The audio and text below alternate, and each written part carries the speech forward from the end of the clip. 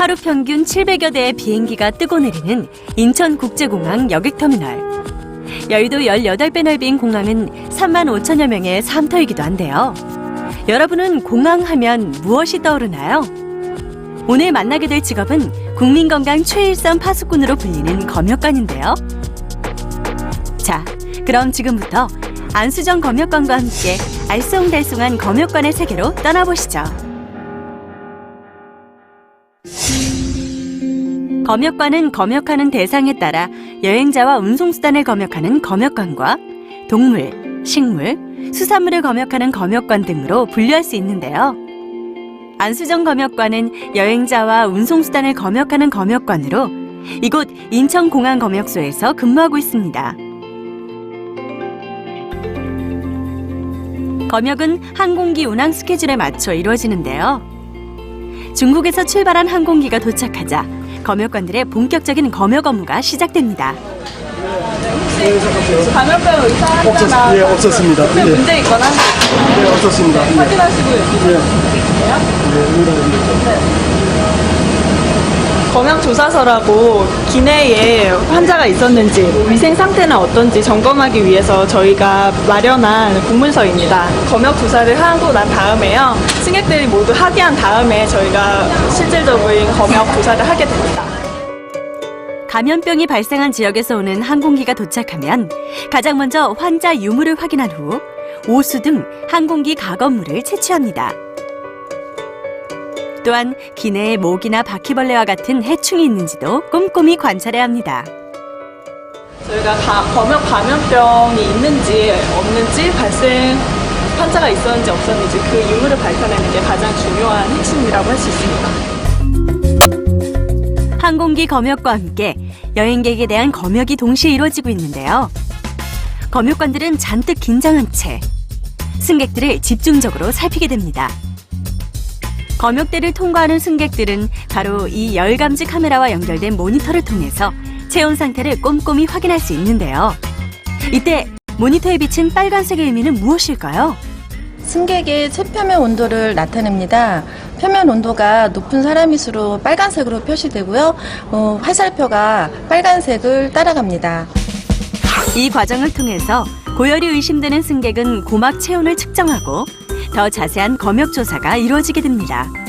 검사 결과 감염병 의심 환자로 판명될 경우에는 격리병원으로 이송하여 치료를 받게 되고 해당 보건소에 통보해 적절한 관리가 이루어지도록 조치하고 있습니다.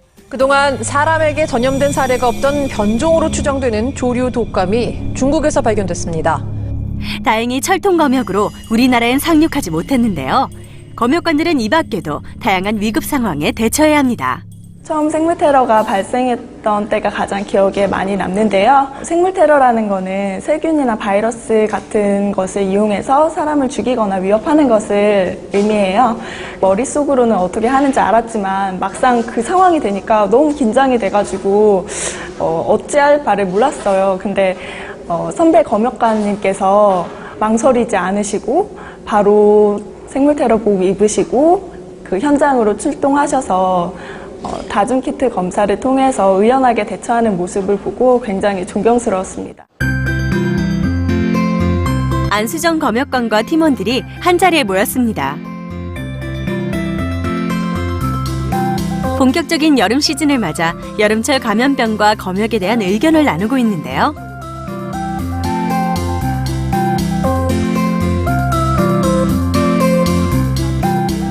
해외 감염병의 발생 양상이라든지 새로운 감염병이 출현할 수 있기 때문에 그런 거에 대비해서 저희가 검역을 강화할 필요가 있어서 이렇게 회의를 하고 있습니다.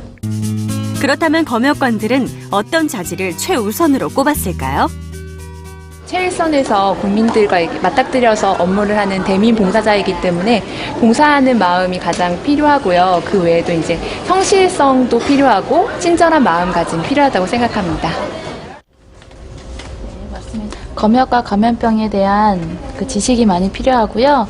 그 업무 특성상 외국인들과 만날 기회가 많기 때문에 항상 외국어에 대한 공부가 필요합니다.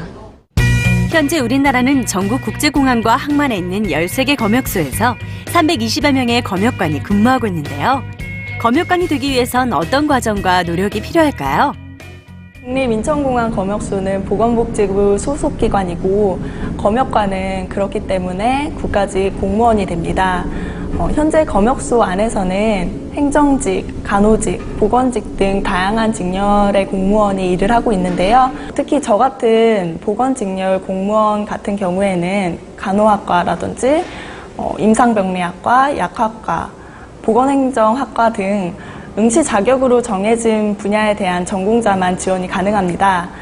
응시 자격을 두는 이유는 검역 조사를 하기 위해서는 보건 전문 지식이 필요하기 때문입니다. 직무 분야 관련해가지고 자격증 가산점도 있고 통신 정보 처리 관련한 자격증 가산점도 있기 때문에 미리 준비하신다면 유리하실 것 같습니다. 밤낮을 가리지 않고 3개의 팀이 24시간 교대 근무를 하는 인천공항 검역소. 입국하세요. 잠시만요. 이거 검역쯤에서 제출해 주시겠어요? 저쪽 테이블에서 작성해 주세요. 감사합니다. 잠시만요. 선생님. 이거 각자 하나씩 제출하는 건데요. 세계적인 검역 시스템을 자랑하며 원스톱으로 보다 빠르고 보다 정확하게 검역이 이루어지고 있지만 승객들에겐 달갑지 않은 일일 수도 있는데요. 대부분이 검역 절차를 잘 따르고 있지만 여전히 검역관을 힘들게 하는 것이 있습니다. 아무래도 일반 국민들의 낮은 인식인 것 같습니다. 예를 들자면 신종 인플루엔자 인체 감염증과 같이 국가적으로 검역 감시 체계가 강화됐을 때 그럴 때 언론을 통해서 검역이란 무엇인지 그런 거에 대한 홍보가 되는데요. 아무래도 낮은 인식 때문에 저희가 애로사항을 겪는 부분이 많은 것 같습니다. 특히 이제 유증상자에 대해서 저희가 역학 조사를 실시하게 되는데요. 그럴 때 협조가 잘 이루어지지 않는 부분이 많이 있습니다. 그럴 때는 물론 저희가 승객들의 이해를 높이기 위해서 저희가 하는 일이 무엇인지 그런 걸 잘 설명하고 최대한 협조를 구하고 있습니다. 온종일 검역하느라 피곤할 법도 한데 그 어느 때보다 의지를 불태우는 검역관들을 다시 일으키게 하는 그 힘의 원동력이 궁금한데요. 해외로 들어오는 질병을 최일선에서 막는데 조금이나마 보탬이 된 게 나의 보람이라고 생각합니다. 뭔가 국가를 위해서 일을 한다는 그런 공무원이라는 자부심을 가지고 이제 국가의 질병이 도입되지 못하게 할 수 있다는 데 큰 자부심을 갖고 있습니다. 저는 개인적으로는 간호학을 전공하였는데요. 제가 검역을 하면서 제가 가지고 있는 간호학적인 지식을 많이 활용할 수 있는 점이 가장 좋은 것 같습니다. 24시간 쉬지 않는 것은 공항 활주로만이 아닙니다. 오늘도 검역관들은 외국으로부터 감염병이 유입되는 것을 차단하기 위해 긴장의 끈을 바짝 조이고 있는데요. 그렇다면 검역관들의 미래는 앞으로 어떻게 펼쳐질까요?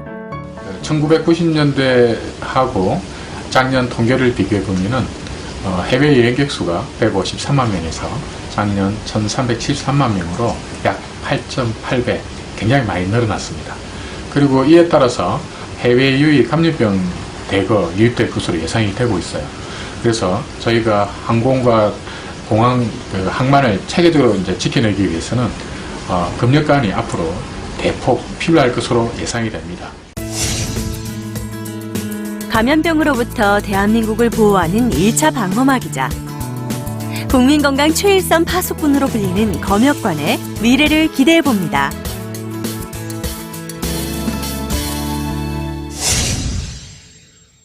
해외에서 들어오는 여행객과 항공기 검역을 수행하여 국민의 보건 증진을 위해 노력하는 사람들, 바로 국민건강 최일선 파수꾼으로 불리는 검역관입니다. 검역관은 크게 여행자와 운송수단을 검역하는 검역관과 동식물, 수산물을 검역하는 검역관 등으로 나뉘는데요. 오늘 소개된 여행자 및 운송수단을 검역하는 검역관은 전국 국제공항과 항만에 있는 13개 검역소에서 해외에서 들어오는 감염병의 유입을 막는 막중한 업무를 수행합니다. 검역관은 보건복지부 소속의 공무원이기 때문에 국가직 공무원 시험에 합격해야 진출할 수 있는데요. 간호학과, 임상병리학과, 약학과, 보건행정학과 등을 전공해야 지원이 가능합니다. 보건직 공무원 시험은 필수적으로 요구하는 자격증은 없지만 간호사, 임상병리사 등 직무 분야 관련 면허를 취득하거나 통신, 정보처리, 사무관리 분야 자격증을 취득하면 가산점이 있기 때문에 사전에 준비하시는 것이 유리합니다.